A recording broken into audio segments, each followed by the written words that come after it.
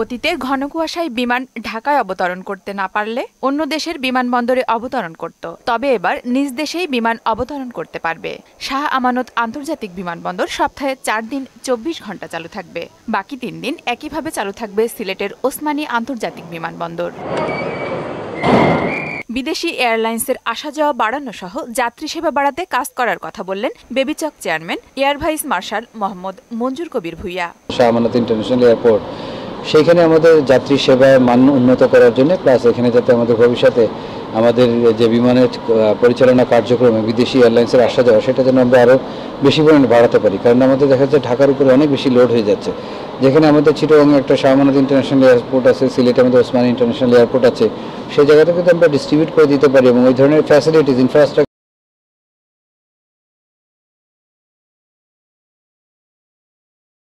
Facilities এবং অন্যান্য ফ্যাসিলিটিসগুলো যদি আমরা বর্ধিত করতে পারি, তাহলে কিন্তু আমরা আরো অনেক বেশি পরিমাণে আন্তর্জাতিক বিমানকে আমাদের এখানে আনতে পারবো। শাহ আমানত আন্তর্জাতিক বিমানবন্দরে এসে বেবিচক চেয়ারম্যান যাত্রী প্রান্তিক ভবন, যাত্রী লাউঞ্জ, রানওয়ে, অ্যাপ্রন, নতুন বোর্ডিং ব্রিজ, শিশু পার্ক, ড্রাইভওয়ে সহ অন্যান্য চলমান প্রকল্পগুলো পরিদর্শন করেন। প্রকল্পগুলোর অগ্রগতিতে সন্তোষ জানিয়ে বলেন, এসব কাজ শেষ হলে যাত্রীদের সেবার মান আরও বাড়বে।